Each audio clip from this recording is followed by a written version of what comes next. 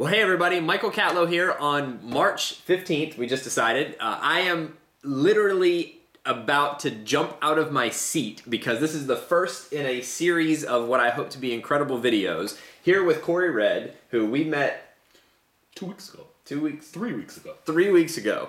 And I want to preface something just by saying, if you ever meet somebody that right off the cuff you say, holy moly, I really have to get to know more about that person, I highly recommend you do so. Corey and I had a chance to meet at a meetup group where we got together and just met by chance and then got together the next day, wasn't it? Or the next day at a coffee shop. Yep, next day for coffee. And he rocked my world. And since then, we've had 3 or 4 meetings, bunch of conversations. He has sent me emails with incredible information. So we're going to get to know a little bit about Corey today.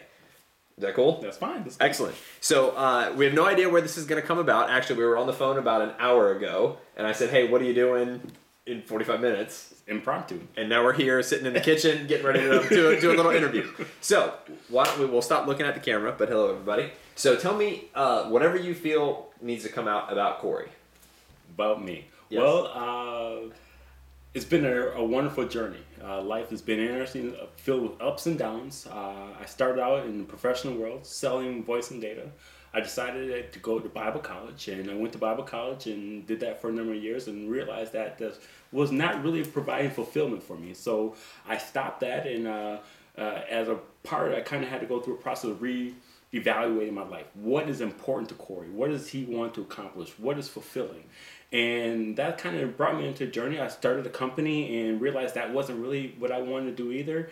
And so it's been kind of a invigorating, challenging road to figure out what is the purpose. What is not purpose as far as, point A to point B, but what really makes me happy, what gives me fulfillment in life, whether it be walking a dog, whether it be looking at the sunset. How do I get more of those things in my life on every single day instead of just, we talk about success as being a destination. How do we get there to do that every single day? And so that's why I spent the last couple of years of my life really learning how about me and how to really enjoy life each and every moment, from the Hershey's kiss to a beautiful sunset to a baby's giggle. Well, and you've had, I know you didn't go into much here, but your story, your background from the Bible college, from traveling all over the place, you've had quite a few extensive experiences. I have. And anything we'll share, or share those at a later time? You have to say with share Corey. those at a later time, as this is an impromptu get to know session. I'm going to tell everybody, you have to reach out to Corey through Facebook or email or whatever and buy him a cup of coffee or buy him lunch. It'll be well worth the time. Well worth the time. Well, okay, so where this kind of came about is yesterday we had a mastermind luncheon, and we were at lunch, and you sent me an email afterwards, which was just an incredible topic and an interesting discussion point, and also somewhat challenging to some people's beliefs and so forth, but which sparked a whole bunch of other things in me. And over the past 24 hours, literally, I've talked about that email with at least a dozen people, or about 12 people, and every single person, I can see them actually change a little bit and just thinking about what is possible, or wow, what if that really is possible. And so when I called Corey just on the phone, I was like, man, let's do a video, let's talk about something, let's get some information out there, because you're brilliant, you got to get all this out there. And so we came up with kind of a topic of how does one create the life of their dreams. And this is totally impromptu, not planned, no speeches, nothing in place. But on the topic of how does one create the life of their dreams, what first comes to your mind as we start talking about that? And I know this can go 1,000 different directions. It can go 1,000, but what first comes to mind is dreaming. We use dreaming so loosely nowadays. Everybody talks about, well, what's your greatest dream?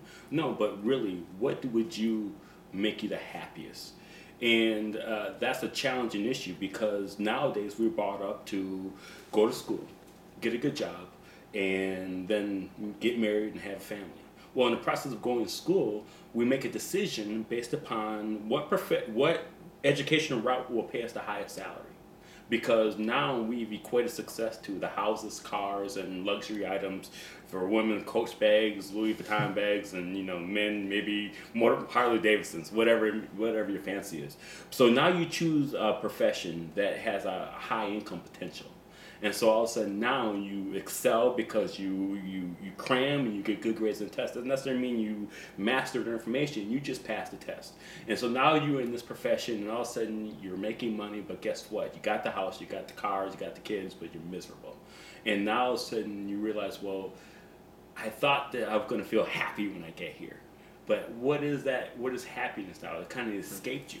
And so now, so how do you create your life? Is really sometimes you have to go back to that time where you didn't have any quote unquote responsibilities. How do you really, what did you envision when you were 8 years old, 9 years old? What did you imagine doing? For me, it was strange. I saw myself in a blue pinstripe suit with a red tie, white shirt, and standing in front of a crowd with a microphone. I knew I was supposed to be some type of speaker. I didn't know what I wanted to do. So probably why I went into a sales environment, why I went into a ministry environment, because I love helping people and love speaking in front of people. But those two things didn't give me the complete fulfillment. And then I had fear come up because, well, you know, I looked at it, well, I'm not great like Tom Hawkins or Zig Ziglar or all these other things.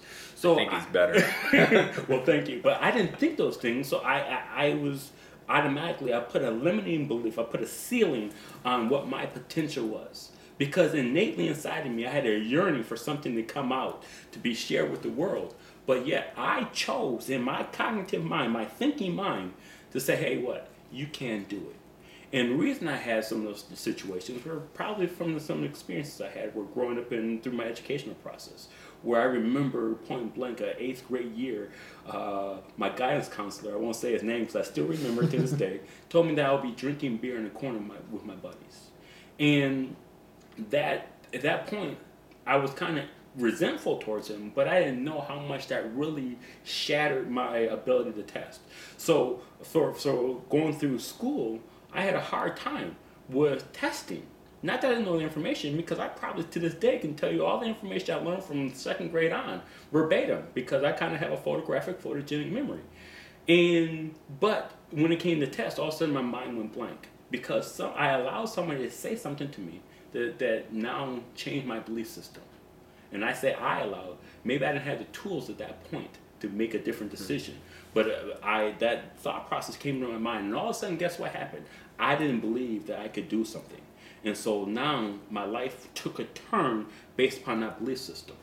So now as I've gone through life, now I didn't necessarily apply myself in the scholastic environment, not because I didn't like learning, because I'm a student of life, but I didn't do it in institution higher education because I was intimidated by that test.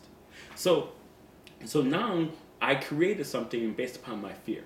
And I know the question is, how do you create your right life? But sometimes you have to go backwards before you can go forward, because you got to figure out, how did I get to this point? What limiting beliefs did I form in my mind that has gotten me away from the goal that I once desired to have?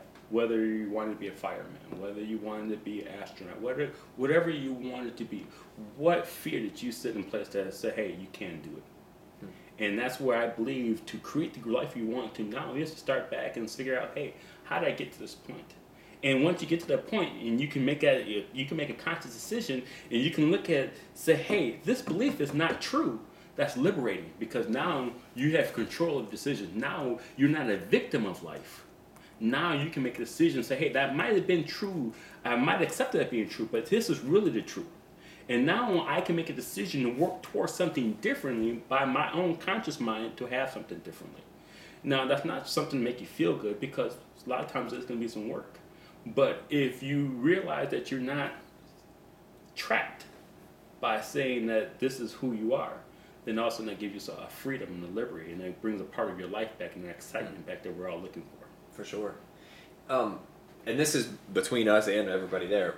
I know from the couple times that we've gotten together, we could literally talk about 1,000 different things, and we intend on talking about 1,000 different things. But so maybe some advice for somebody, and I know somebody's just watching a video, so they might be in all different walks of life and all different places for them.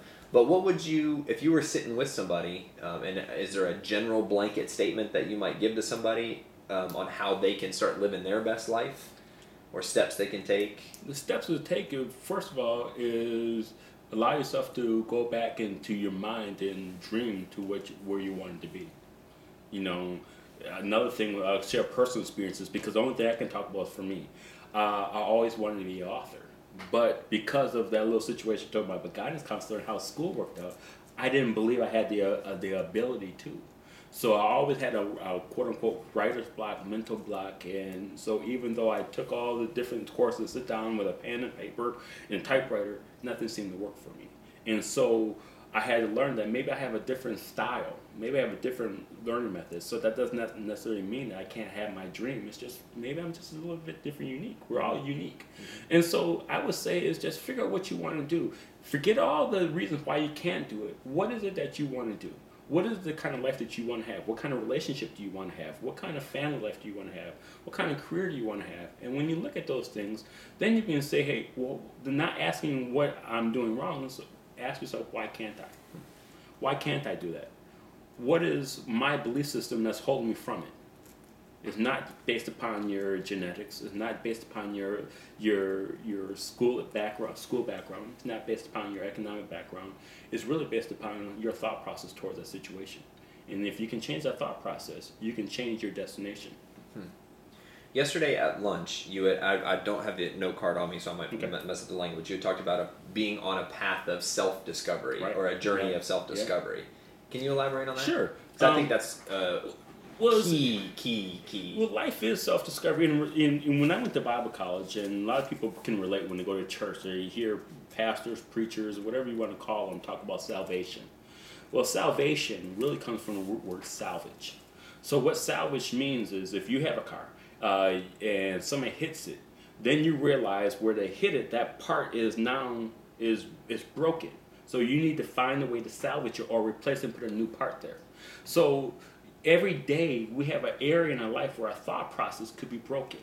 And when we look at that thought process, we can either accept that thought process as in a broken way and keep on living, or we can choose to salvage it and replace it with a new thought process. And so every single day, if we are not liking or we're not feeling good about a situation, we have to evaluate that and see if this is a belief that I want to continue holding on, or do I want to change that belief? So that's why the Bible says, Paul said, I work out my salvation daily with fear and trembling. Because daily is something that we can do to change our thought process. You had a thought process yesterday, it might not be the same today. And so in religions talk about, that's how you go through a salvation process every single day. We're not talking about heaven or hell, we're talking about your thought process.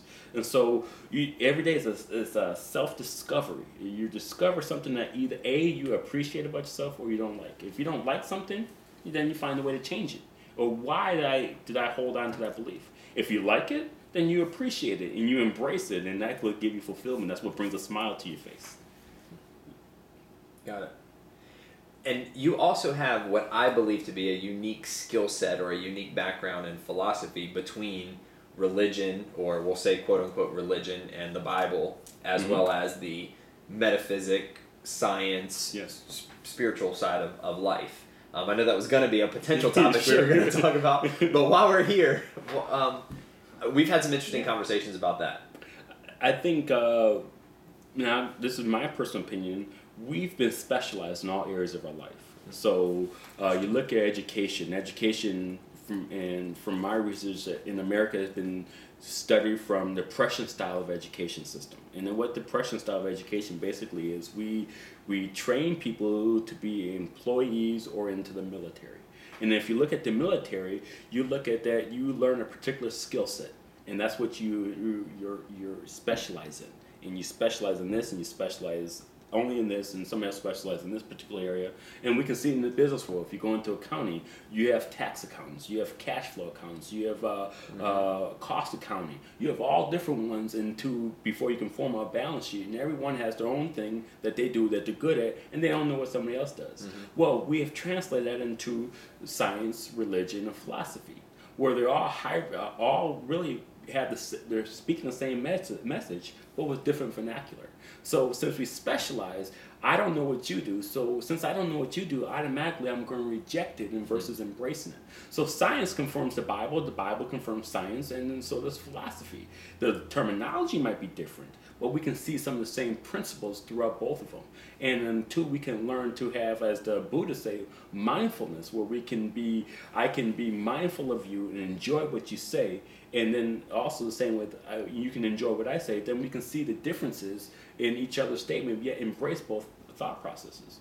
And that's why I think a lot of times we have not really been able to understand, because we want to segment and we want to defend why we believe was right and why you're wrong, and then I want to force feed you my belief system. And so all of a sudden now, even though I could have the key, so to speak, to life, or you could have the key to life, I don't want to hear it because you're not speaking my language. And that's because it really goes down to, even we can take it even further in just how we interact with human beings of different ethnicities. And it's not that one ethnicity is better than the other.